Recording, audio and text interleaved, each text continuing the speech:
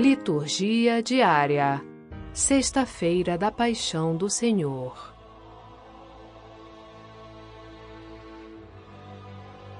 Primeira leitura. Isaías capítulo 52, versículo 13, a capítulo 53, versículo 12. Leitura do livro do profeta Isaías. Ei-lo, o meu servo será bem-sucedido, sua ascensão será ao mais alto grau. Assim como muitos ficaram pasmados ao vê-lo, tão desfigurado ele estava que não parecia ser um homem ou ter aspecto humano. Do mesmo modo, ele espalhará sua fama entre os povos. Diante dele os reis se manterão em silêncio, vendo algo que nunca lhes foi narrado e conhecendo coisas que jamais ouviram. Quem de nós deu crédito ao que ouvimos? E a quem foi dado reconhecer a força do Senhor? Diante do Senhor ele cresceu como renovo de planta, ou como raiz em terra seca. Não tinha beleza nem atrativo para o olharmos. Não tinha aparência que nos agradasse. Era desprezado como o último dos mortais. Homem coberto de dores, cheio de sofrimentos. Passando por ele, tapávamos o rosto. Tão desprezível era. Não fazíamos caso dele. A verdade é que ele tomava sobre si nossas enfermidades e sofria ele mesmo nossas dores, e nós pensávamos fosse um chagado, golpeado por Deus e humilhado. Mas ele foi ferido por causa de nossos pecados, esmagado por causa de nossos crimes. A punição a ele imposta era o preço da nossa paz, e suas feridas o preço da nossa cura.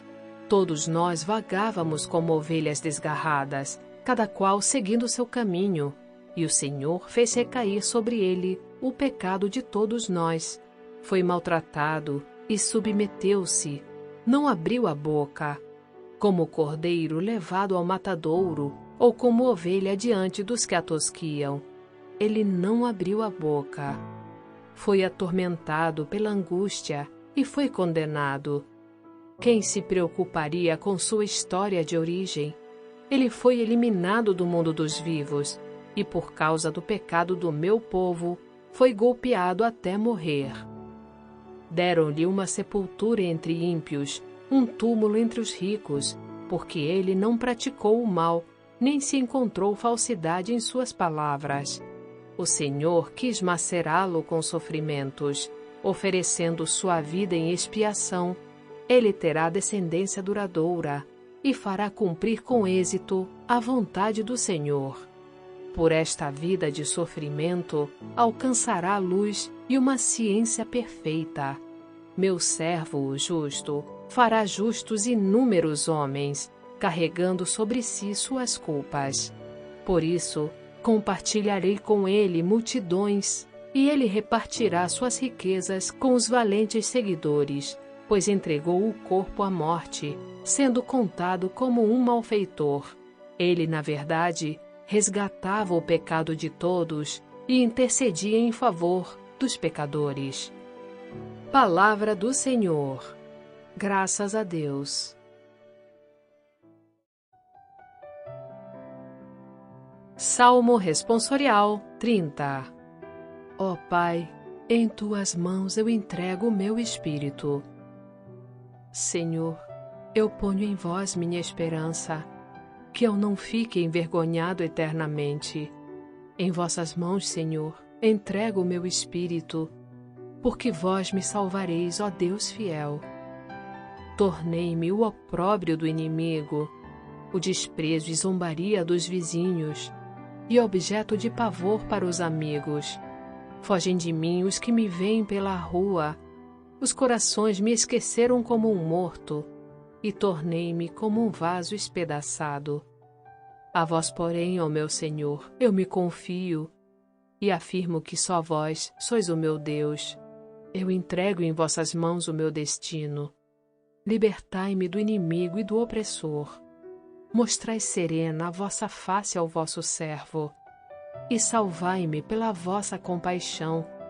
Fortalecei os corações, tende coragem. todos vós que ao Senhor vos confiais. Ó Pai, em tuas mãos eu entrego o meu espírito.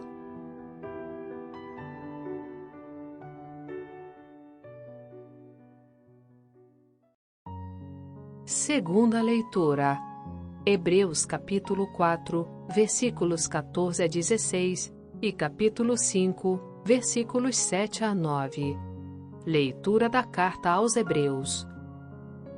Irmãos, temos um sumo sacerdote eminente que entrou no céu, Jesus, o Filho de Deus.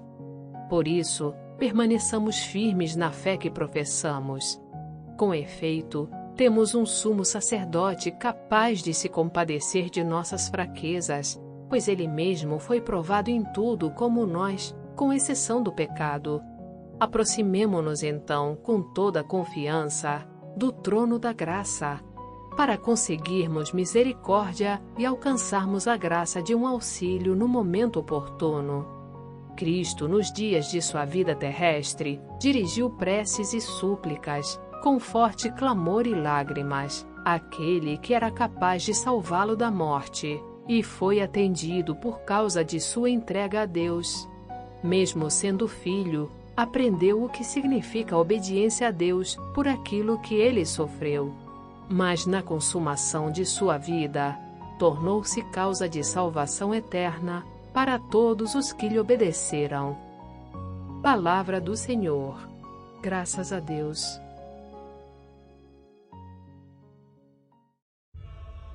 Evangelho. João, capítulo 18, versículo 1, a capítulo 19, versículo 42. Paixão de Nosso Senhor Jesus Cristo, segundo João.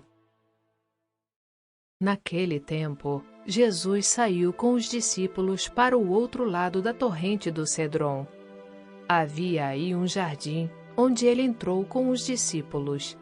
Também Judas, o traidor, conhecia o lugar, porque Jesus costumava reunir-se aí com os seus discípulos. Judas levou consigo um destacamento de soldados e alguns guardas dos sumos sacerdotes e fariseus, e chegou ali com lanternas, tochas e armas. Então Jesus, consciente de tudo o que ia acontecer, saiu ao encontro deles e disse: A quem procurais? Responderam: A Jesus, o Nazareno. Ele disse: Sou eu. Judas, o traidor, estava junto com eles. Quando Jesus disse: Sou eu, eles recuaram e caíram por terra. De novo lhes perguntou: A quem procurais? Eles responderam: A Jesus, o Nazareno. Jesus respondeu: Já vos disse que sou eu. Se é a mim que procurais, então deixai que estes se retirem. Assim se realizava a palavra que Jesus tinha dito: Não perdi nenhum daqueles que me confiaste. Simão Pedro, que trazia uma espada consigo, puxou dela e feriu o servo do sumo sacerdote, cortando-lhe a orelha direita. O nome do servo era Malco. Então Jesus disse a Pedro: Guarda tua espada na bainha. Não vou beber o cálice que o Pai me deu? Então os soldados, o comandante e os guardas dos judeus prenderam Jesus e o amarraram. Conduziram-no primeiro a Anás, que era o sogro de Caifás, o sumo sacerdote naquele ano. Foi Caifás que deu aos judeus o conselho: é preferível que um só morra pelo povo. Simão Pedro e um outro discípulo seguiam Jesus. Esse discípulo era conhecido do sumo sacerdote e entrou com Jesus no pátio do sumo sacerdote. Pedro ficou fora, perto da porta. Então o outro discípulo, que era conhecido do sumo sacerdote, saiu, conversou com a encarregada da porta e levou Pedro para dentro. A criada que guardava a porta disse a Pedro: Não pertences também tu aos discípulos desse homem? Ele respondeu: Não. Os empregados e os guardas fizeram uma fogueira e estavam se aquecendo, pois fazia frio. Pedro ficou com eles aquecendo-se. Entretanto, o sumo sacerdote interrogou Jesus a respeito de seus discípulos e de seu ensinamento. Jesus lhe respondeu: Eu falei às claras ao mundo. Ensinei sempre na sinagoga e no templo, onde todos os judeus se reúnem. Nada falei às escondidas. Por que me interrogas? Pergunta aos que ouviram o que falei. Eles sabem o que eu disse. Quando Jesus falou isso, um dos guardas que ali estava deu-lhe uma bofetada, dizendo: É assim que respondes ao sumo sacerdote? Respondeu-lhe Jesus: Se respondi mal, mostra-me em que. Mas se falei bem, por que me bates?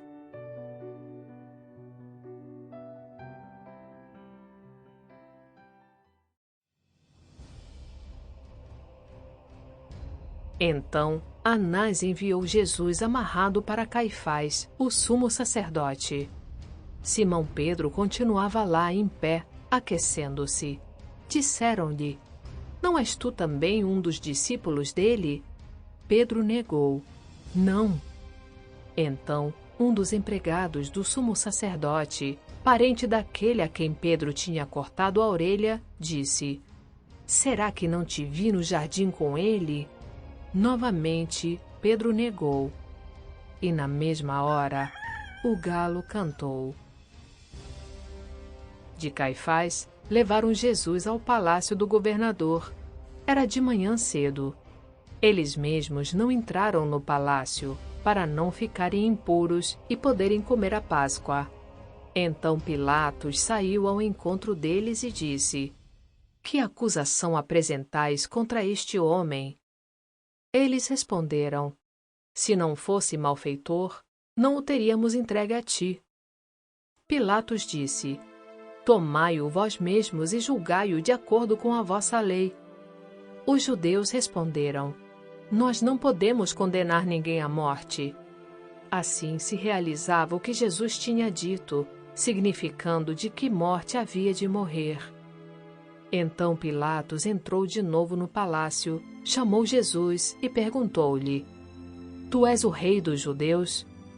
Jesus respondeu: Estás dizendo isto por ti mesmo, ou os outros te disseram isto de mim? Pilatos falou: Por acaso sou judeu? O teu povo e os sumos sacerdotes te entregaram a mim. Que fizeste? Jesus respondeu: O meu reino não é deste mundo. Se o meu reino fosse deste mundo, os meus guardas lutariam para que eu não fosse entregue aos judeus. Mas o meu reino não é daqui. Pilatos disse a Jesus: Então tu és rei? Jesus respondeu: Tu o dizes, eu sou o rei. Eu nasci e vim ao mundo para isto, para dar testemunho da verdade. Todo aquele que é da verdade, escuta a minha voz. Pilatos disse a Jesus: O que é a verdade? Ao dizer isso, Pilatos saiu ao encontro dos judeus e disse-lhes: Eu não encontro nenhuma culpa nele, mas existe entre vós um costume, que pela Páscoa eu vos solte um preso. Quereis que vos solte o rei dos judeus? Então começaram a gritar de novo: Este não, mas Barrabás. Barrabás era um bandido. Então Pilatos mandou flagelar Jesus. Os soldados teceram uma coroa de espinhos e colocaram-na na cabeça de Jesus. Vestiram-no com um manto vermelho, aproximavam-se dele e diziam: Viva o rei dos judeus! E davam-lhe bofetadas. Pilatos saiu de novo e disse aos judeus: Olhai, eu o trago aqui fora diante de vós, para que saibais que não encontro nele crime algum. Então Jesus veio para fora, trazendo a coroa de espinhos e o manto vermelho. Pilatos disse-lhes: Eis o homem. Quando viram Jesus, os sumos sacerdotes e os guardas começaram a gritar: Crucifica-o! Crucifica-o! Pilatos respondeu: Levai-o vós mesmos para o crucificar. pois eu não encontro nele crime algum. Os judeus responderam: Nós temos uma lei, e segundo esta lei, ele deve morrer porque se fez filho de Deus. Pilatos ficou com mais medo ainda. Entrou outra vez no palácio e perguntou a Jesus: De onde és tu? Jesus ficou calado. Então Pilatos disse: Não me respondes? Não sabes que tenho autoridade para te soltar e autoridade para te crucificar? Jesus respondeu: Tu não terias autoridade alguma sobre mim, se ela não te fosse dada do alto. Quem me entregou a ti, portanto, tem culpa maior. Por causa disso, Pilatos procurava soltar Jesus, mas os judeus gritavam: Se soltas este homem, não és amigo de César. Todo aquele que se faz rei declara-se contra César. Ouvindo estas palavras, Pilatos trouxe Jesus para fora e sentou-o no tribunal, no lugar chamado Pavimento, em hebraico, Gábata. Era o dia da preparação da Páscoa por volta do meio-dia. Pilatos disse aos judeus: Eis o vosso rei. Eles, porém, gritavam: Fora, fora, crucifica-o! Pilatos disse: Hei de crucificar o vosso rei? Os sumos sacerdotes responderam: Não temos outro rei senão César. Então Pilatos entregou Jesus para ser crucificado, e eles o levaram. Jesus tomou a cruz sobre si e saiu para o lugar chamado Calvário, em hebraico, Gólgota. Ali o crucificaram com outros dois, um de cada lado, e Jesus no meio. Pilatos mandou ainda escrever um letreiro e colocá-lo na cruz. Nele estava escrito: Jesus o Nazareno, o Rei dos Judeus.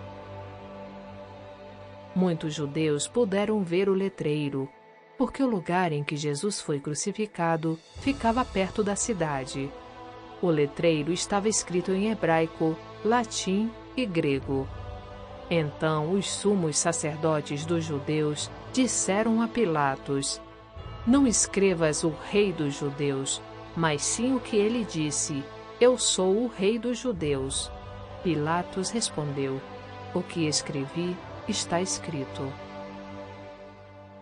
Depois que crucificaram Jesus, os soldados repartiram a sua roupa em 4 partes, uma parte para cada soldado. Quanto à túnica, esta era tecida sem costura, em peça única de alto a baixo. Disseram então entre si: Não vamos dividir a túnica, tiremos a sorte para ver de quem será. Assim se cumpria a escritura que diz: Repartiram entre si as minhas vestes e lançaram sorte sobre a minha túnica. Assim procederam os soldados. Perto da cruz de Jesus estavam de pé a sua mãe, a irmã de sua mãe, Maria de Cleófas e Maria Madalena. Jesus, ao ver sua mãe e ao lado dela o discípulo que ele amava, disse à mãe: Mulher, este é o teu filho. Depois disse ao discípulo: Esta é a tua mãe. Daquela hora em diante, o discípulo a acolheu consigo. Depois disso, Jesus, sabendo que tudo estava consumado e para que a Escritura se cumprisse até o fim, disse: Tenho sede. Havia ali uma jarra cheia de vinagre. Amarraram numa vara uma esponja embebida de vinagre e levaram-no à boca de Jesus.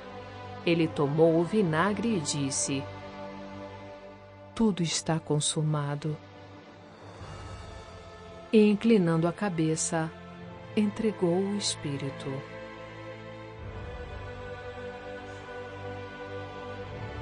Era o dia da preparação para a Páscoa. Os judeus queriam evitar que os corpos ficassem na cruz durante o sábado, porque aquele sábado era dia de festa solene. Então pediram a Pilatos que mandasse quebrar as pernas aos crucificados e os tirasse da cruz. Os soldados foram e quebraram as pernas de um e depois do outro, que foram crucificados com Jesus. Ao se aproximarem de Jesus e vendo que já estava morto, não lhe quebraram as pernas. Mas um soldado abriu-lhe o lado com uma lança, e logo saiu sangue e água.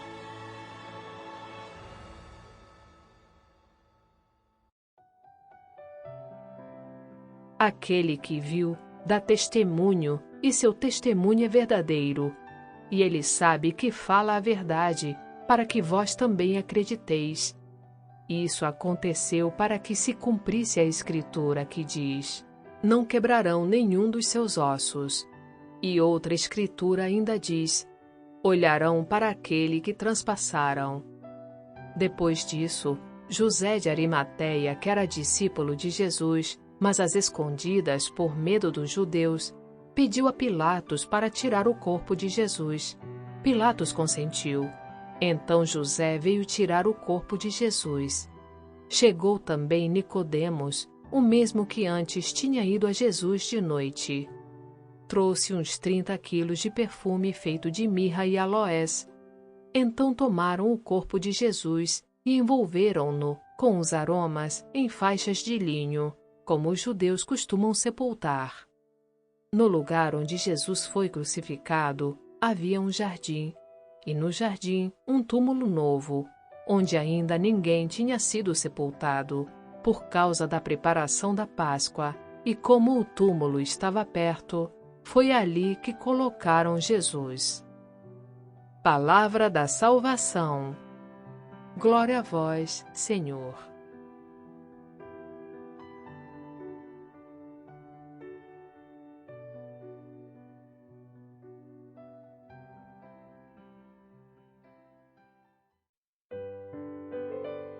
E para os comentários da leitura da Sexta-feira Santa, Antônio Santoro no Conversando sobre a Palavra. Oi, pessoal. Oi, Sônia. Hoje é Sexta-feira Santa. Mas hoje não é um dia de luto, como muitas pessoas gostam de pensar.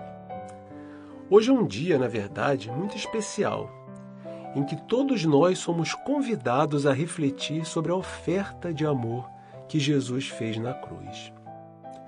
Hoje é um dia de meditação, um dia em que a gente deve silenciar, um dia em que devemos nos calar e mergulharmos nesse imenso mistério de amor que foi a entrega de Jesus por todos nós. O dia em que o sacrifício do Cordeiro de Deus remiu a humanidade de seus pecados de uma vez por todas. A celebração de hoje ela é repleta de particularidades.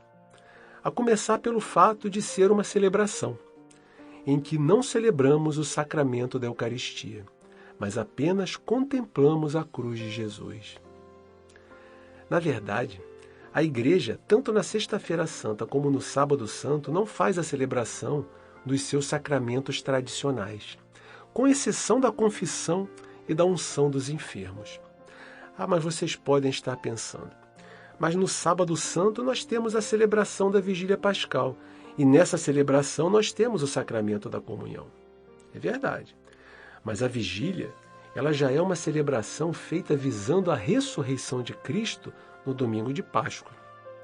O Sábado Santo ele tem uma outra espiritualidade, onde a nossa igreja reza apenas a liturgia das horas e permanece em meditação junto ao sepulcro de Jesus, meditando sobre a sua paixão e morte, numa atitude de penitência, onde ela expressa a sua fé e a sua esperança.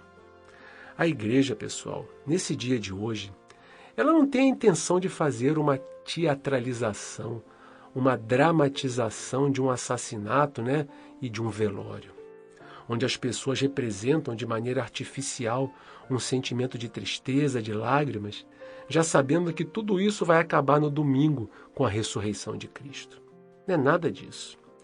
Na Sexta-feira Santa, a comunidade dos cristãos ela se reúne para fazer memória, para celebrar a gloriosa paixão de nosso Senhor Jesus Cristo, que através do seu sofrimento, da sua entrega, abriu para todas as pessoas as portas da ressurreição, da qual ele mesmo foi o precursor. Ele mesmo foi o primeiro que ressuscitou, vencendo definitivamente a morte e abrindo para todos as portas da vida eterna. Essa é a celebração. E é para celebrar essa memória que os cristãos se reúnem.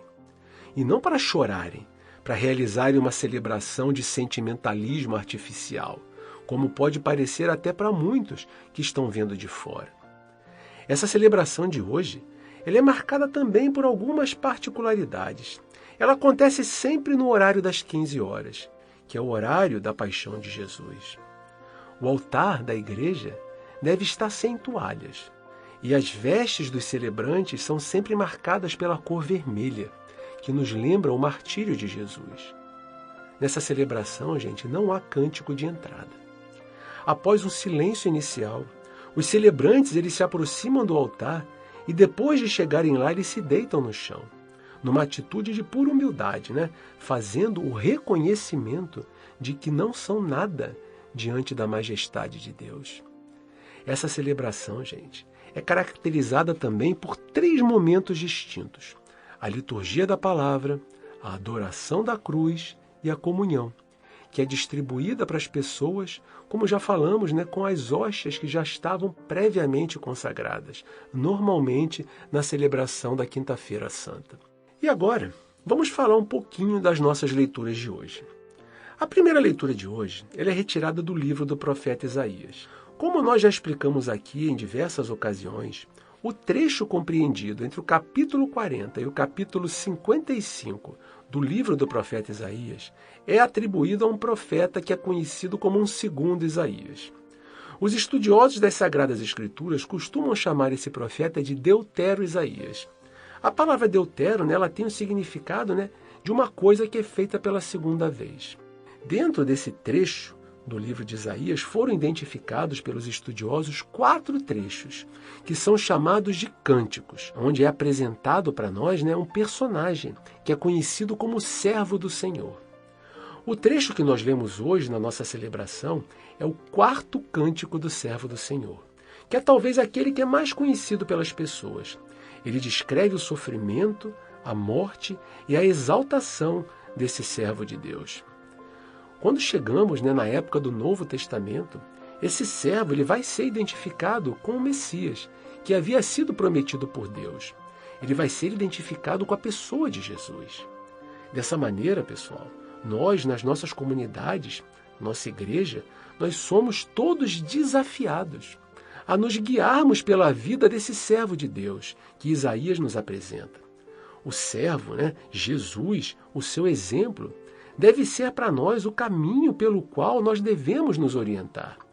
Jesus sofreu a ação daqueles que eram os opressores do seu tempo. Ele enfrentou todos aqueles que eram contra a realização dos seus projetos, dos projetos de Deus. Ele não se deixou vencer e nem se influenciar por eles. E hoje, Isaías nos convida a seguirmos pelos mesmos caminhos, a não nos deixarmos vencer pelos opressores do nosso tempo, por aqueles que lutam contra a implantação do reino de Deus.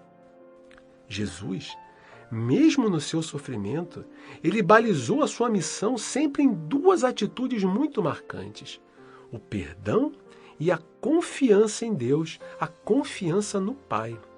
O perdão, gente, é o único caminho capaz de libertar o mundo, um mundo que é marcado fortemente pela ação do pecado.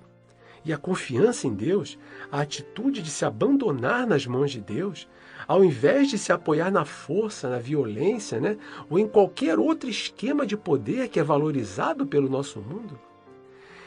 Essa confiança em Deus é a atitude que garante a vida, a vitória, mesmo diante dos sofrimentos a que somos submetidos. Esse foi o exemplo que o servo de Javé nos deixou e que nós somos convidados a meditar nesse dia tão solene.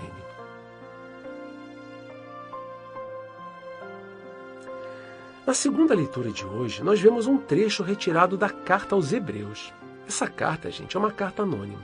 Não chegou até nós o conhecimento do nome do autor da carta. Ela foi escrita alguns anos antes da destruição do Templo de Jerusalém, que ocorreu por volta do ano 70 da nossa era. Os destinatários da carta eram comunidades cristãs, provavelmente de origem judaica, ou seja, eram judeus que haviam se convertido ao cristianismo, mas que ao invés do ânimo e do engajamento iniciais, que sempre foram os sinais marcantes das primeiras comunidades, essas comunidades elas já estavam tomadas por um desânimo, em virtude das perseguições que elas sofriam. Lembremos, gente, que o Império Romano perseguia implacavelmente os primeiros cristãos. E além da própria perseguição do Império Romano, existia também a perseguição dos judeus mais radicais, que também perseguiam os cristãos. E em virtude disso, o autor ele tenta apresentar através dessa carta um estímulo, um alento, que vivificasse novamente o ânimo daquelas comunidades no meio de tantos desafios. O autor da carta ele tenta mostrar, numa linguagem teológica de característica bem judaica, que Jesus é o sacerdote pleno, através do qual todos os homens têm acesso direto a Deus e podem permanecer em comunhão total e permanente com Ele. Na cultura judaica, gente, o sacerdote era quem fazia o elo da comunidade com Deus. Com Jesus, que é sacerdote por excelência, essa ligação, essa comunicação, ela se tornou livre, direta, definitiva. O autor ele quer, dessa maneira, mostrar, incentivar um avivamento da experiência de fé daquelas comunidades, que reinseridas nessa relação com Deus através de Jesus, poderiam revitalizar a sua fé, que já estava tão enfraquecida, tão acomodada por causa das perseguições. Nós temos que lembrar que Jesus alcançou essa condição porque ele cumpriu fielmente a missão que foi dada a ele pelo Pai. Jesus sempre esteve disponível, sempre esteve junto das pessoas, se unindo a elas através de gestos de fraternidade e de solidariedade. Jesus nunca foi indiferente à fraqueza das pessoas. E quando nós também nos juntamos numa atitude de amor e de solidariedade aos fracos do nosso mundo, nós nos tornamos fortes perante os olhos de Deus. A obediência de Jesus aos planos do Pai, ela trouxe frutos, não para Jesus, mas para todas as pessoas que seguem o seu exemplo. Para todas essas pessoas, Jesus, ele se tornou, pessoal, uma verdadeira fonte de salvação. E depois de cumprir a sua missão nesse mundo, depois de nos dar o seu exemplo, aquele exemplo que a gente tem que seguir, ele se assentou no trono de Deus e fez desse trono um trono de graças, um lugar onde todas as pessoas que seguem o seu exemplo, que creem nele de verdade, podem se aproximar sem medo. É isso que o autor da nossa leitura nos diz hoje, que nós devemos nos aproximar desse trono de graças com confiança, para conseguirmos misericórdia e alcançarmos a graça de um auxílio no momento oportuno. Esse é o convite a que nós somos chamados a refletir na leitura de hoje. Lembremos sempre que por causa da sua obediência a Deus, Jesus se tornou causa de salvação eterna para todas as pessoas que seguem o seu exemplo. Que o exemplo de Jesus nos inspire, nos tire da acomodação, nos tire do perigo de uma fé indiferente, de uma fé ritualística e nos leve para uma fé ativa, para uma fé que se solidariza com os mais necessitados, que nos leva a uma vida de serviço, a uma vida que nos ensine a cuidar daqueles que mais necessitam, assim como fez Jesus. Dessa maneira, vivendo uma religião viva, baseada no exemplo que Jesus nos deixou, a gente vai poder se aproximar desse trono de graça para o qual nós somos convidados a nos achegar com toda a nossa confiança. No Evangelho de hoje, nós vemos a paixão de Jesus narrada pelo evangelista João. Pessoal, o Evangelho de João ele tem uma particularidade em relação a essa narrativa da paixão de Jesus. O próprio João foi testemunha ocular daqueles acontecimentos. E ele mesmo nos diz isso nessa narrativa que a gente ouve. João diz, está lá, aquele que viu dá testemunho, e o seu testemunho é verdadeiro. E ele sabe que diz a verdade para que vós creiais. E hoje, gente, através dessa narrativa do evangelista João, nós também somos convidados para conhecer essa verdade, testemunhada por ele. Somos convidados para nos tornarmos também testemunhas, para nos tornarmos, assim como foi João, discípulos amados de Jesus. João, quando ele se refere a si próprio no seu evangelho, ele falava sobre o discípulo que Jesus amava. Hoje nós devemos querer dizer o mesmo de nós. Nós devemos nos esforçar para conquistarmos esse privilégio de sermos discípulos amados por Jesus. Pessoal, os últimos momentos de Jesus narrados no evangelho de hoje, eles têm início com a traição de Judas, que era um dos discípulos mais próximos de Jesus, Ele fazia parte do grupo dos 12. Judas tinha fugido na noite da última ceia para reaparecer nesse momento, na escuridão da noite, à frente de um grupo de guardas para entregar Jesus. Judas guiava aquele grupo no meio das trevas. Eles chegaram com tochas, com luzes artificiais, para prenderem aquele que era a luz do nosso mundo.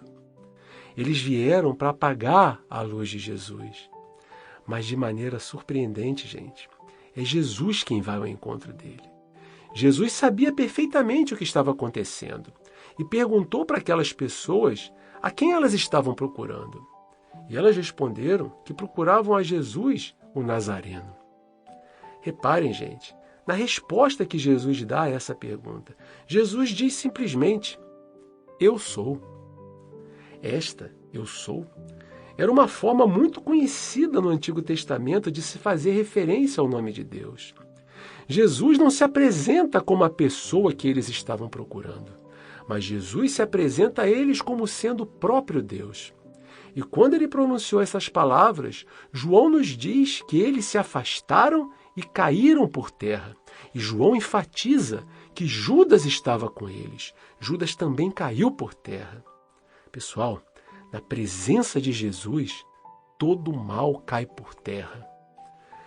E logo em seguida, nós vemos Pedro tentando se utilizar das soluções desse mundo para resolver aquela situação. Ele saca a espada e corta a orelha de um servo, do sumo sacerdote. Desse jeito, Pedro se iguala, de alguma maneira, àquelas pessoas que queriam resolver a situação na base da violência e do ódio. Mas Jesus retoma o controle de tudo e não permite que a violência aumente. Nada iria mudar o que já estava decidido entre ele e o Pai. Jesus ele segue em frente, rumo ao seu destino.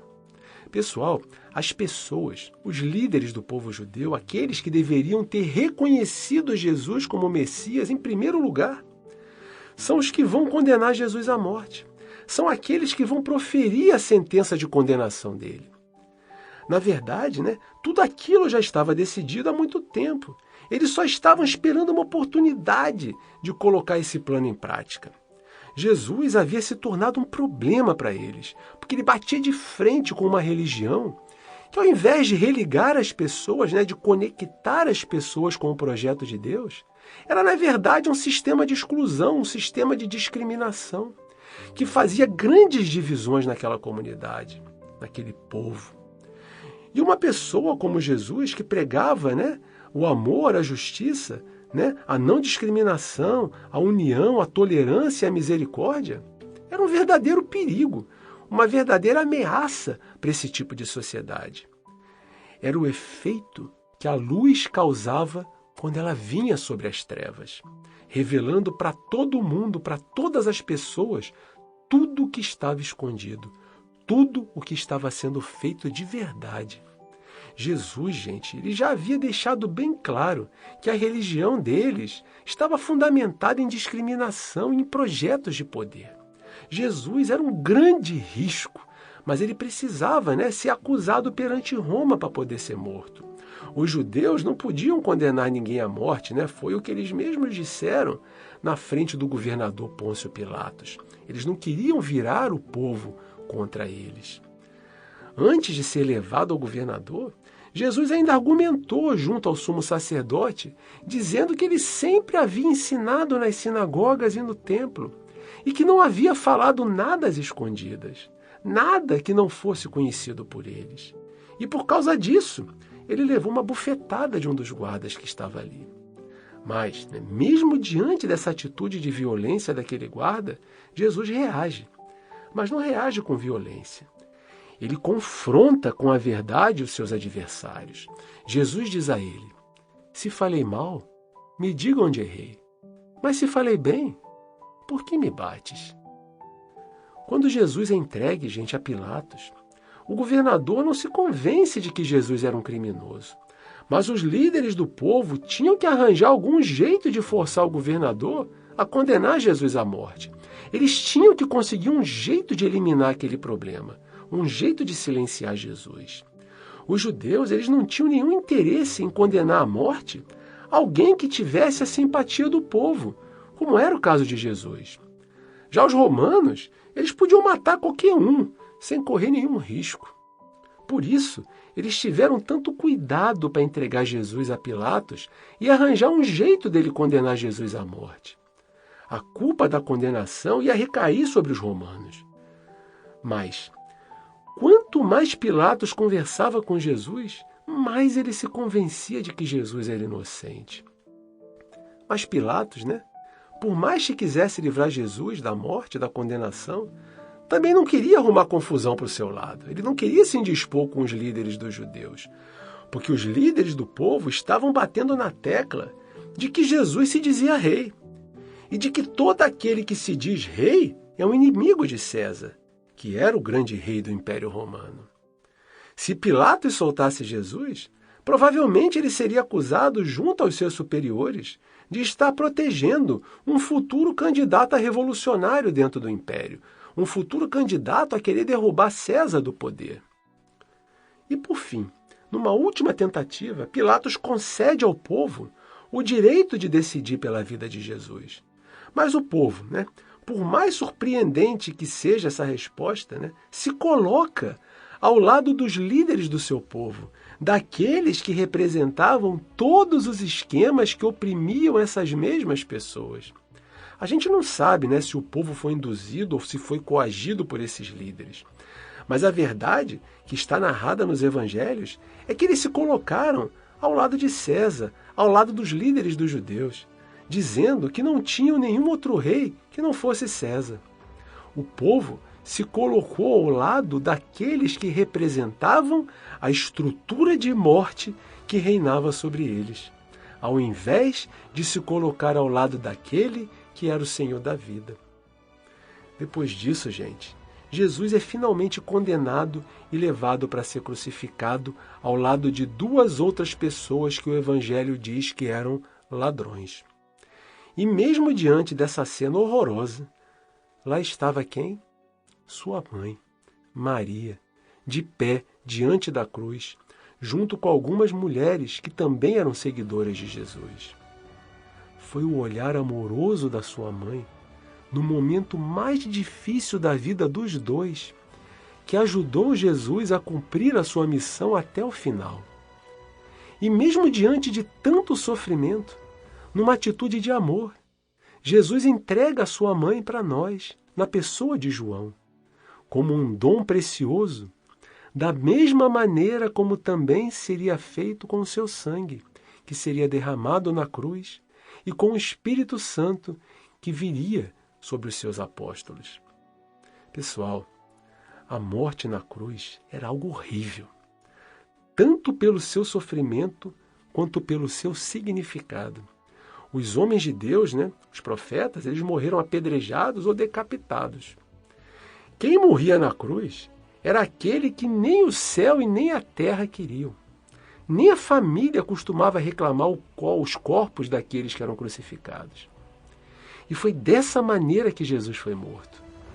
E nem no momento da sua agonia ele teve paz. Continuou sendo ofendido e debochado por aqueles que o haviam condenado.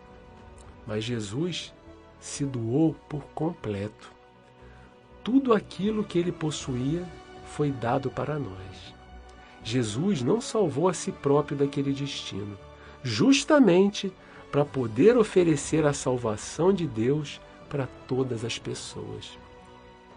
E se para todos nós, para todas as pessoas, a morte é como se fosse um apagar de luzes da nossa existência, com Jesus foi acesa uma luz que ilumina esse caminho pelo qual todos nós devemos passar. Uma luz que nos conduz à vida plena do lado dele e do Pai. Jesus deixou a luz acesa para que possamos encontrar o caminho da salvação, o caminho que nos leva a passar pela morte e a chegar à vida definitiva. Esse é o significado da nossa celebração. É isso que nós lembramos no dia de hoje, na Sexta-feira Santa. Não é um dia de tristeza, é um dia em que a morte foi vencida por Deus, em que Deus, na pessoa de Jesus, acendeu uma luz eterna que vai nos guiar por toda a nossa vida rumo ao nosso encontro definitivo com Ele. Que vocês tenham uma sexta-feira abençoada, meditativa, reflexiva e não uma sexta-feira de tristeza. Um abraço, fiquem com Deus e até o nosso próximo programa.